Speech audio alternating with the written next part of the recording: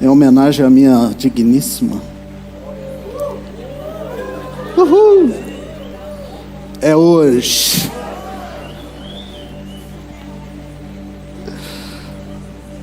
Vicente Pires vai tremer. Com o ronco do pessoal, né? Isaías capítulo 6. Feliz em ver Manzilar. Que bom, Manzilar. Que honra, viu? Que alegria te ver. Manzilar, eu fui criado junto com os meninos dela. Dei muito prejuízo a ela, comer lá na casa dela. Deu não, né? Ainda bem, graças a Deus. Todos vocês são muito bem-vindos.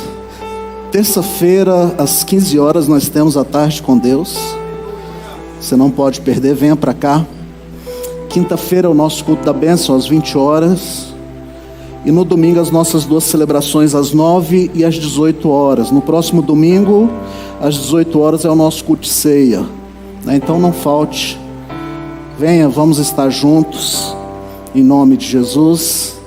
Isaías capítulo 6. As crianças até 8 anos, pode ir para a salinha. É um texto tanto quanto conhecido.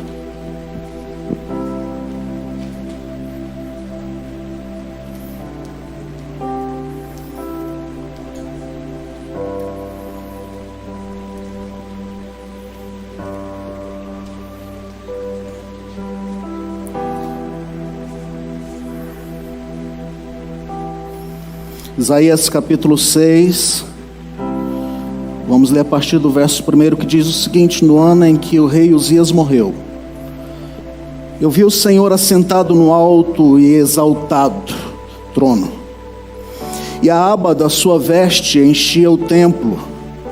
Acima dele estavam serafins, cada um deles tinha 6 asas, com 2 cobriu o rosto, com 2 cobriu os pés e com 2 voavam. E proclamavam uns aos outros: Santo, Santo, Santo é o Senhor dos exércitos. A terra inteira está cheia da sua glória. Ao som das suas vozes, os batentes das portas tremeram, e o templo ficou cheio de fumaça. Então gritei: ai de mim, estou perdido, pois sou um homem de lábios impuros e vivo no meio de um povo de lábios impuros. E os meus olhos viram o Rei, o Senhor dos exércitos.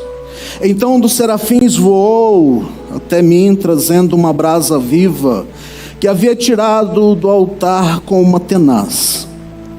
Com ela tocou a minha boca e disse: veja, isso tocou os teus lábios, por isso a sua culpa será removida e o seu pecado será perdoado. Então ouvi a voz do Senhor conclamando: quem enviarei? Quem irá por nós? E eu respondi: eis-me aqui, envia-me a mim.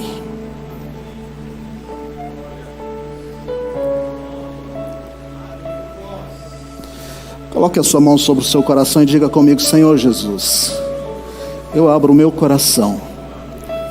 Fala comigo nesta noite. Eu preciso ouvir a tua voz. Amém. Crises e mudanças muitas vezes levam as pessoas a um momento de autoexame, de uma reflexão e até mesmo de orações. Veja, era apenas um tempo para o jovem Isaías quando ele foi para o templo orar.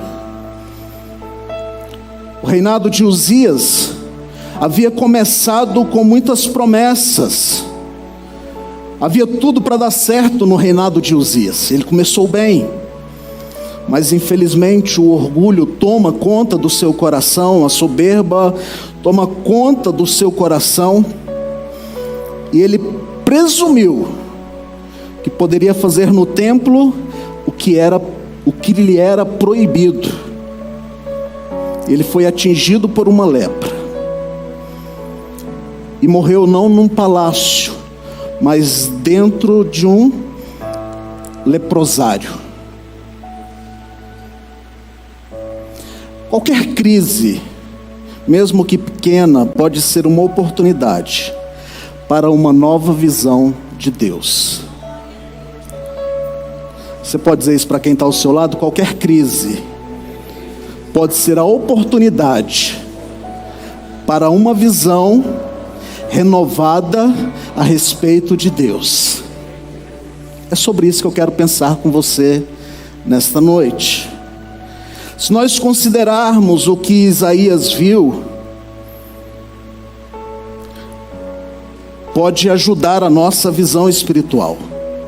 Como Isaías, nós podemos encontrar uma nova inspiração e renovação do nosso compromisso com Deus. O que foi que Isaías viu? Em primeiro lugar, ele viu o Senhor. Foi um momento de reverência. Ele precisava ver Deus. Veja, havia colocado tanta confiança em um rei visível e sentiu-se anteriormente pouca necessidade de se conectar com o Rei dos Reis.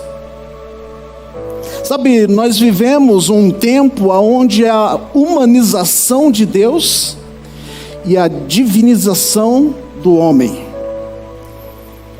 Há uma tendência em nós querermos exaltar o homem, colocar o homem acima como sendo um Deus e diminuir Deus como sendo homem. É bem verdade que Deus é um Deus Pai, mas nós não podemos esquecer que Ele é Senhor. É bem verdade que Ele nos faz amigos, Ele nos chama de amigos, mas Ele continua sendo o Senhor das nossas vidas. Ele não mudou, a Bíblia diz que Ele é o mesmo ontem, hoje e eternamente. E o povo, quando chegava diante dEle, o povo de Israel, quando chegava diante de Deus, eles tinham temor só de falar o nome de Deus. Isaías, ele precisava ver a face de Deus, ele precisava ter um encontro com Deus. Ele havia colocado tanta sua confiança em um rei visível, em um homem, que ele achava que não precisava buscar a face de Deus. E é interessante como ele vê o Senhor. Ele viu Deus em toda a sua majestade. Uau! O único homem que consegue ver Deus com toda a sua majestade. A Bíblia não me faz esse relato de outro homem que conseguiu ver Deus sentado sobre um alto e sublime trono e os anjos o adorando, dizendo: Santo, Santo, Santo é o Senhor dos exércitos. Ele vê a glória de Deus. Ele também viu Deus e o seu poder. O texto em que nós lemos diz que a aba, a orla das suas vestes, preenchia todo o templo. Ei, eu quero te convidar nesta noite a ver o poder de Deus sobre a sua vida. Ele viu Deus em sua majestade. Veja, ele vê Deus em seu poder, em sua majestade. Ele vê Deus na sua grandeza, e ele vê Deus também na sua santidade. O texto diz que os serafins se cobrem com humildade. Quando eles cantam, eles começam a dizer santo, e eles não se cansam de dizer santo. E eles insistem em dizer santo, porque só Ele é santo. Aleluia. O cântico dos serafins ressalta o fato de que temos um Deus santo. O nosso Deus é santo. Como eu disse, há uma humanização deste Deus. licença poética. Eu trato Deus de você, o cara lá de cima.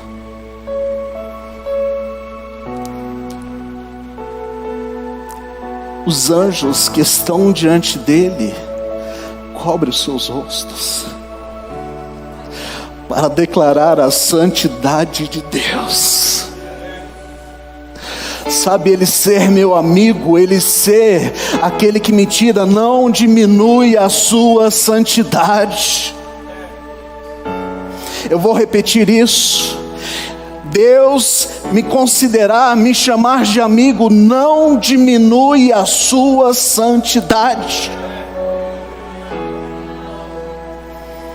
Se não bastasse Isaías ver o seu pecado, ele vê Deus e ele enxerga o seu pecado. E foi um tempo de arrependimento para Isaías. É interessante isso. Esta é uma reação natural depois que nós chegamos diante de Deus. Naturalmente nós enxergamos os nossos erros, as nossas falhas, as nossas fraquezas, as nossas limitações. É natural isso. E Isaías, ele consegue olhar para si e falar: poxa, eu vi Deus. E por eu ter visto Deus, eu estou perdido.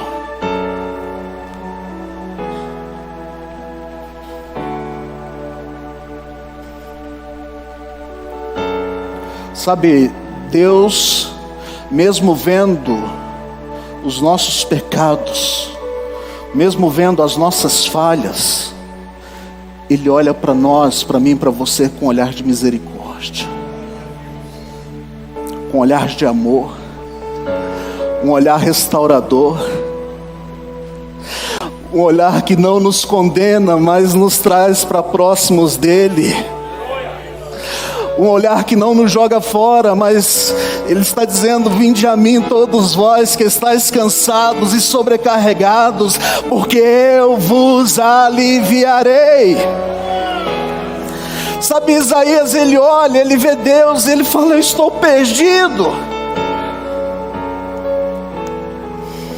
O meu pecado. E qual era o pecado de Isaías? Versículo de número 5. Ai de mim, estou perdido, porque sou homem de lábios impuros, e habito no meio de um povo de lábios impuros. E os meus olhos viram o Senhor. Eu quero te chamar a atenção nesta noite. Isaías menciona o seu próprio erro.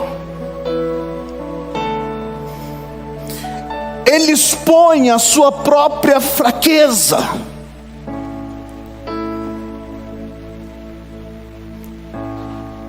Ele vê o seu pecado. E ele fala: o que vai ser de mim? Sabe, ele vê aqueles anjos com as suas asas cobrindo o seu rosto. E ele olha para si e fala: o que vai ser de mim? Quantas vezes, queridos, nós na nossa arrogância queremos dar ordens a Deus? Quantas vezes nós, no nosso modo humano de existir e de fazer acontecer, a gente ora e fala: Deus, eu quero que o Senhor faça assim, assim, assim. Sim ou não? O provérbio diz que aquele que confessa o pecado alcança a misericórdia. Quantas vezes nós já fizemos isso? Você não precisa se manifestar, mas confessa aí diante de Deus e fala: Deus, me perdoa. Isaías menciona o seu próprio pecado. Os meus lábios.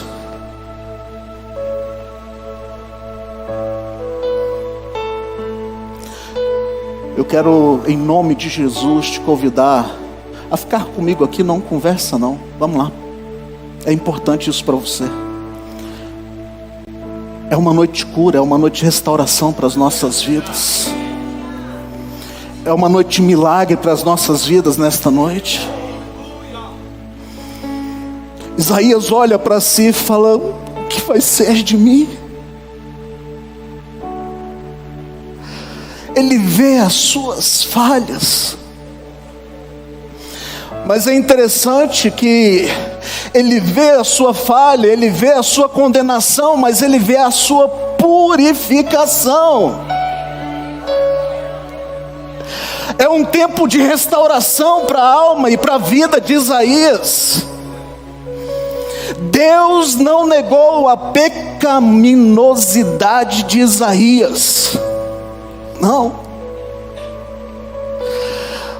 Mas Deus providenciou a restauração para que Isaías pudesse ser perdoado. Isso é tremendo. Ele promoveu o escape. Foi o próprio Deus quem mandou um dos serafins pegar uma brasa e tocar agora nos lábios de Isaías. Aquilo que o condenava agora não condena mais. Aquilo que pesava no coração de Isaías já não é mais motivo de peso.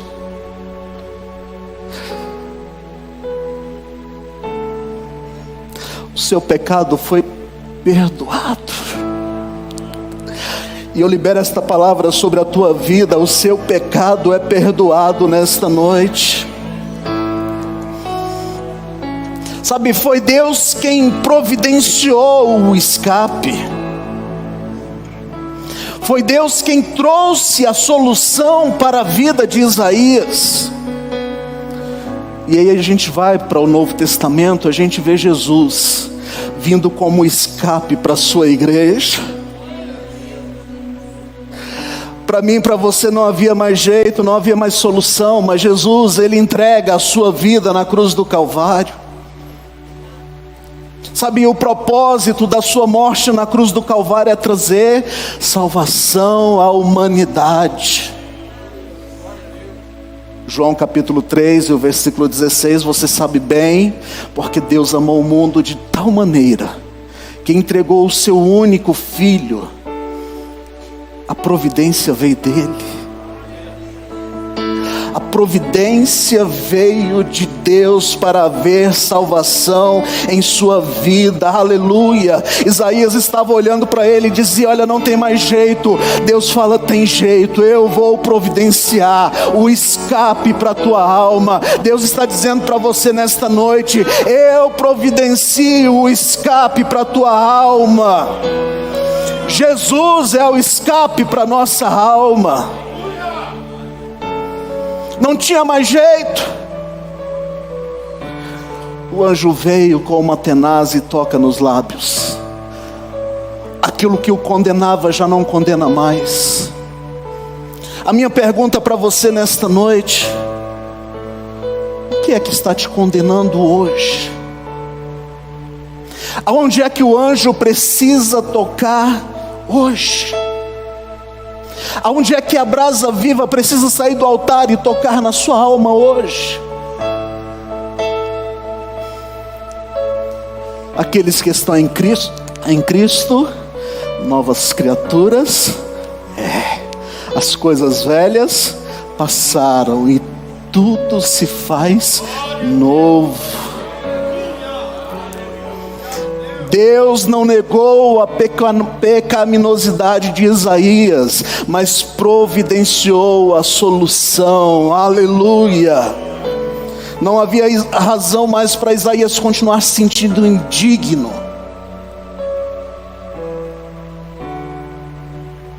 Não havia mais razão para Isaías continuar se sentindo indigno.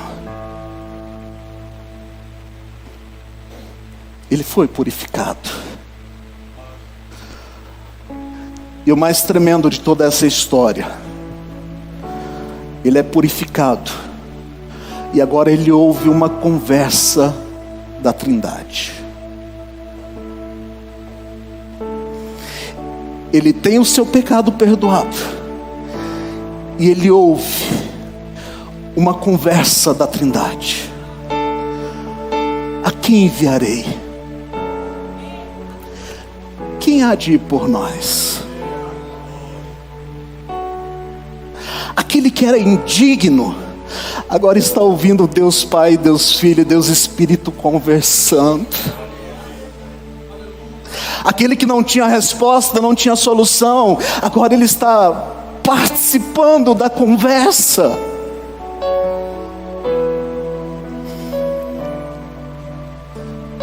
Ele ouve Deus perguntar: quem vai por nós? Sabe, quando a gente ouve a voz de Deus, quando a gente atende o chamado de Deus para as nossas vidas, não tem como a gente não aceitar. Às vezes a gente até tenta se esconder. E você sabe de uma coisa? Tem muita gente tentando esconder do chamado e do propósito de Deus. Tem muita gente que está escondidinho no banco e fala: não, eu só quero entrar na igreja e sair, sem ser perturbado. Eu me lembro quando a gente mudou para o Mato Grosso. Eu desde a minha infância sempre fui muito envolvido com a igreja, sempre. E lá em Palmeiras a gente tinha um culto de segunda a segunda, todo dia.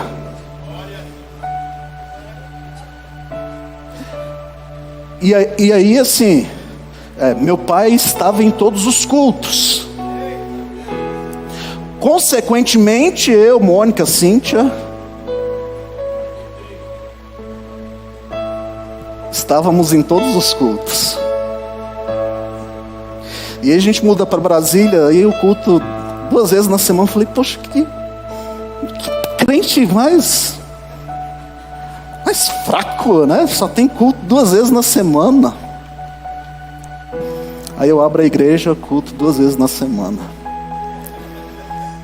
Mas enfim, não é isso que eu quero dizer.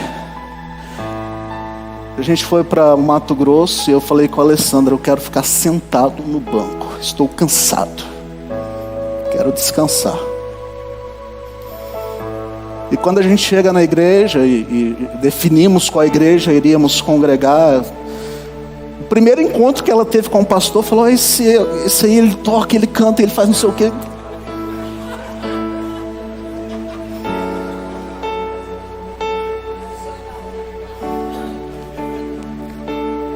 Eu falei: minha mulher é uma boca aberta mesmo, viu? Eu não posso esquecer da gravata vermelha, né? E o pastor vira para mim e fala: é por você que eu estava orando.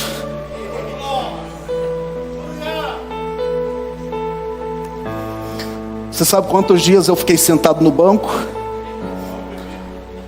Nem o primeiro. Nem um dia.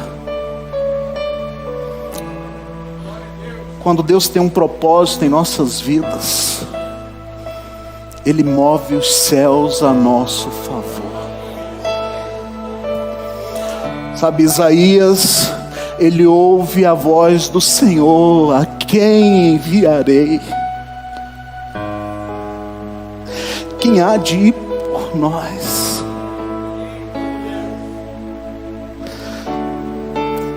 Talvez a expectativa dele era assumir o trono, o reino. Mas não, Deus tinha um caminho diferente para ele. Deus tinha propósitos diferentes para a vida de Isaías. E ele então se manifesta: Senhor, eis-me aqui. Sabe, eu fico imaginando a glória que estava sobre este ambiente, de ele não se achar digno, e daqui a pouco ele está dizendo: Senhor, eu estou por aqui, conta comigo.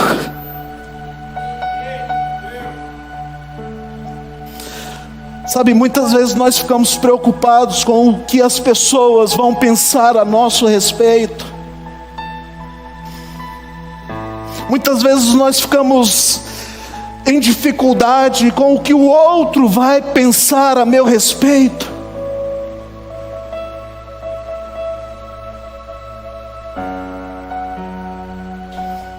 Isaías foi avisado de antemão.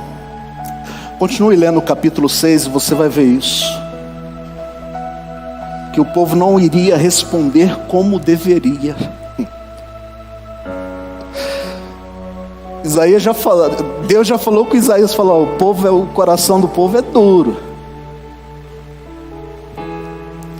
O coração do povo é duro. Você não vai ser, como diz meu amigo Marcelo, bolinho, não. Vai ser tenso. Deus enviou ao povo uma mensagem não porque queria, mas porque eles precisavam. Deus trata com o povo não o que eles queriam ouvir, mas o que Deus precisava tratar com eles. Sabe, você sabe a história, a mensagem de Isaías não foi uma mensagem fácil. Foi uma mensagem de juízo. Foi uma palavra pesada. Mas porque ele viu a glória do Senhor, porque ele ouve a conversa da Trindade, ele se dispôs e ele aceitou, e ele assumiu o chamado de Deus para a vida dele. É uma noite de encorajamento para a tua alma. Deus está te chamando a viver o propósito de Deus. Você pode cutucar esse crente que está ao seu lado e dizer, olha, viva o propósito de Deus.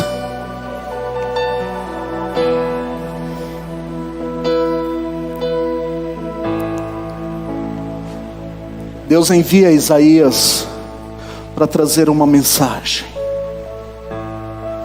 Aquela mensagem confronta o povo. Aquela mensagem mexe com o pecado do povo, mexe com o caráter do povo.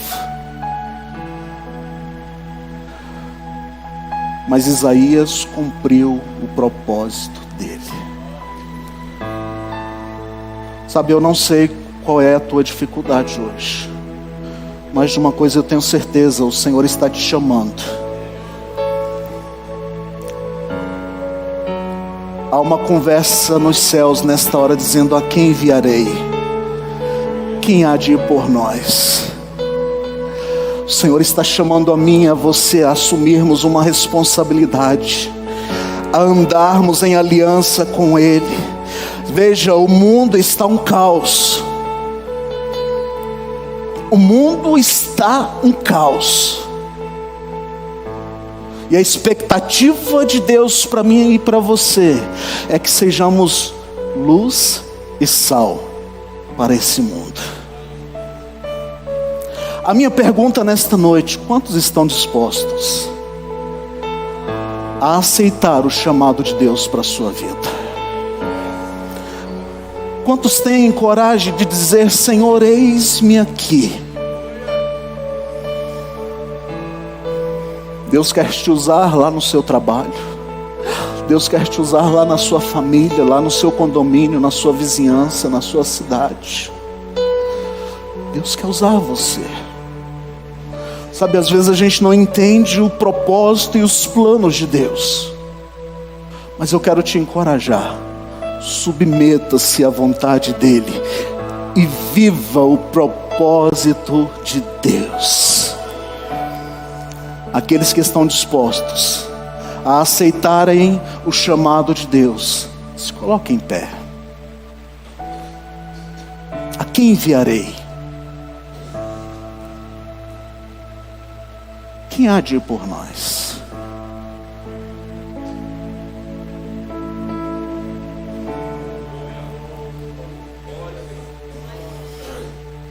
O Senhor está neste lugar.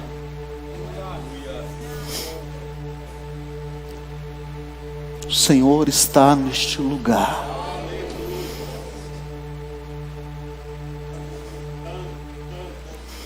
Abra o seu coração diante do Senhor nesta hora.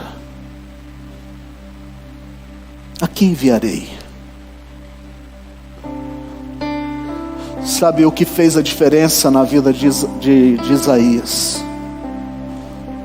Eu vi o Senhor. Isso mudou a história de Isaías. Eu quero orar com você nesta hora. Você que precisa, ou você que quer ver a glória do Senhor. Eu não sei como está o seu coração, não sei como está a sua alma, mas de uma coisa eu tenho certeza: o Senhor está neste lugar, e Ele é quem te sonda, Ele é quem te conhece. Enquanto vai ser ministrado uma